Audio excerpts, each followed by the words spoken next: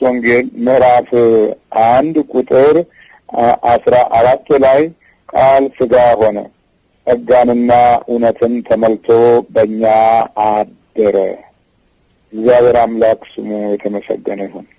ዘመናትን ቆጥሮ የተስፋው ቃል ፍጻሜ ሲመጣ በሴቲቱ ዘር በኩል ያለው ሕልውናችን ወደ ብርሃን ሲገለጥ ያከናወነው ትልቁ የማዳን ጉዞ ቃሉን መላክና ቃሉን በእኛ ውስጥ ማዋሃድ ነው። ቅድም ወደ ተነሳንበት ምስጢረ መለኮት ስንመጣ በድምፁ የቀረው የአዳም ዘር ሕያው ቃል አደረበትና በመዋሃድ ተገልጦ በቤተልሔም ግርግም የተገኘው መድኃኒታችን ኢየሱስ ክርስቶስ ሰብአ ሰገል የሰገዱለት፣ ነቢያት የተነበዩለት፣ ሐዋርያት የሞቱለት ሕያው ቃል በአካል ተገኘ ማለት ነው። ቃል በመጀመሪያ ነበረ፣ ቃልም በእግዚአብሔር ዘንድ ነበረ፣ ቃልም እግዚአብሔር ነበረ ያለው እንግዲህ ይሄ ነው። መልካምና ክፉን ለማወቅ አዳም ከኛ እንደ አንዱ ሆነ ሲል ቃሉን ላከና አዳምና ሔዋን እንደ እግዚአብሔር ለማወቅ እድሉን አሁን አገኙ። ዲያብሎስ የፈራውና እንደ እግዚአብሔር እንዳትሆኑ ያለው ነገር ወደ ፍጻሜ መጣና የፈራው ደረሰ። ሳጥናኤል የእግዚአብሔርን አምሳል ይዛችሁ መፈጠራችሁ ታላቅ ሆኖ ሳለ የሕይወትን ዛፍ ግን የከለከላችሁ አለ ምክንያት አይደለም፣ እንደሱ እንዳትሆኑ ነው ነበር ያለው። የማሳሳቻውን ቃል ገለበጠና የእግዚአብሔር ፍቅር በሕይወታችን ውስጥ እንዲገለጥ አዳም ከኛ እንደ አንዱ ሆነዋልና በሰማያዊው ስልጣኑ በኩል የተስፋውን ቃል አዳም ከኛ እንደ አንዱ ሆነ የሚለውን የአዳም ዘር በሙሉ ይህንን እያየ እግዚአብሔርነትን መካፈሉን እንዲያምን በተስፋው ቃል ጎበኘው። ያ የቃል ፍጻሜ ዘመናት ሲያልቅ ብዙ ብሩካን አባቶች ተስፋ አድርገው በቃሉ ተጠብቀው ጠላትን አሸንፈው በእምነት ኖረው ሰማያዊ ክብሩን ገልጠው ሕዝቦቻቸውን ወደ ተስፋው ቃል እየመሩ ከቆዩ በኋላ አሁን የዘመኑ ፍጻሜ ሲደርስ የጠላትነት ኃይል እየጨመረ ሲመጣ የጠፋውን ጸጋችንን ለመመለስ የተራቆትነውን መራቆታችንን ለማደስ እና አኗኗራችንን በሰማያዊ መንግስቱ ህልውናችን ህልውናው እንዲሆን፣ ክብራችን ክብሩ እንዲሆን፣ ቅድስናችን ቅድስና እንዲሆን ቃል ሥጋ ሆነ። ስለዚህ ጸጋንና እውነትን ተመልቶ በእኛ አደረ ይላል። ዮሐንስ ወንጌል 17 ቁጥር 5 ላይ ደግሞ እንዲህ ይላል፣ አባት ሆይ ዓለም ሳይፈጠር በአንተ ዘንድ በነበረኝ ክብር አንተ በራስህ ዘንድ አክብረኝ ይላል። እንግዲህ ዓለም ሳይፈጠር የነበረው ክብሩ በቃል ሥጋነት ተገለጠ። ዓለምን የፈጠረበት ቃሉ እኛን እንደገና ወደ አምላክነት አድርሶ የዓለም ፈጣሪዎች እንድንሆን የበለጠ ሲወደን በቃል ተዋህዶ ሕይወታችን ተገኘ። ቃልነቱን በባህሪያችን ውስጥ ከሰማያዊ ክብሩ ጋር በማገናኘት እግዚአብሔር ሰው ሆኖ ሰው እግዚአብሔር ሆኖ ወደደን። ስለዚህ አሁን እዚህ ጋር የጎደለንን ክብራችንን ሊመልስልን ያጣነውን ጸጋችንን ሊያሳየን አባት ሆይ ዓለም ሳይፈጠር በአንተ ዘንድ በነበረኝ ክብር አንተ በራስህ ዘንድ አክብረኝ አለና አየህ የእግዚአብሔር ምስጢረ መለኮት በቤቱና በደጁ ያላችሁ ሁላችሁም እግዚአብሔር ልቦናውን ያብራላችሁ።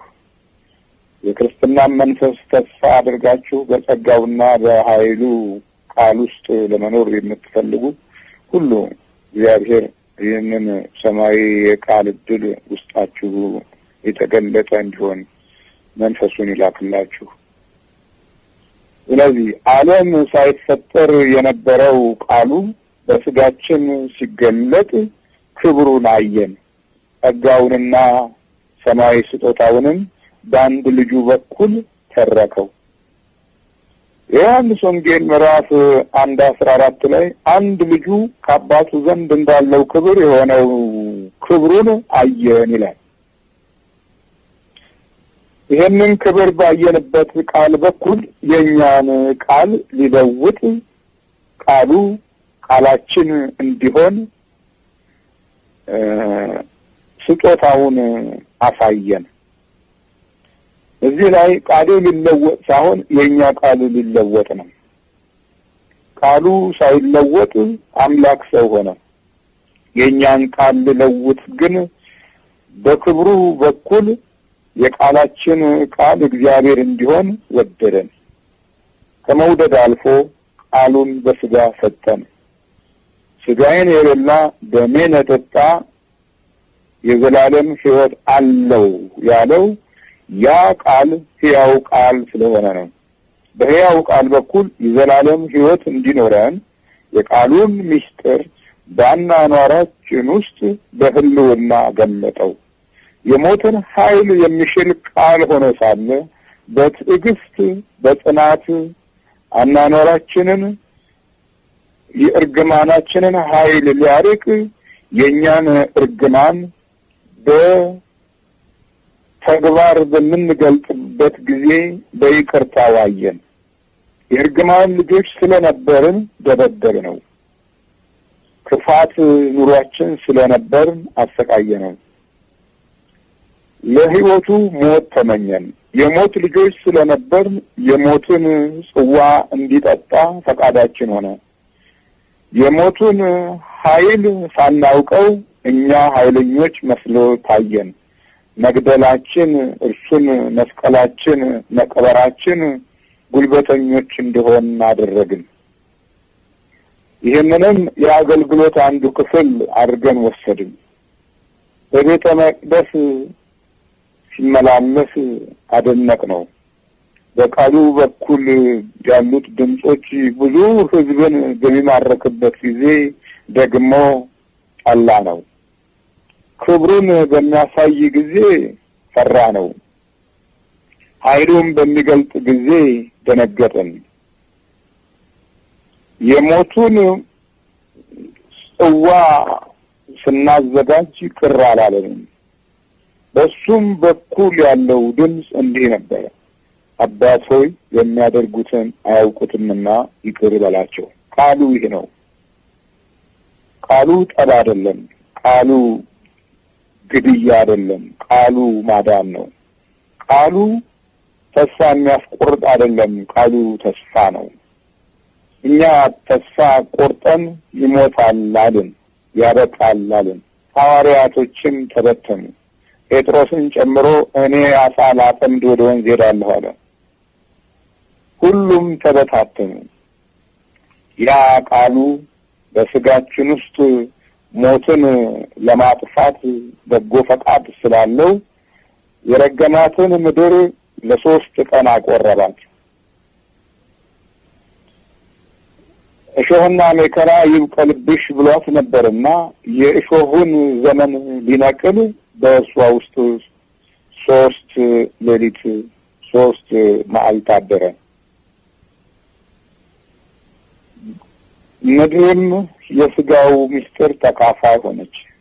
አዳምን ካፈር እንዳበጀው ሁሉ መድኃኒታችን ኢየሱስ ክርስቶስ ቃል ሥጋ ሆኖ ለአፈርም ክብር ሰጠ።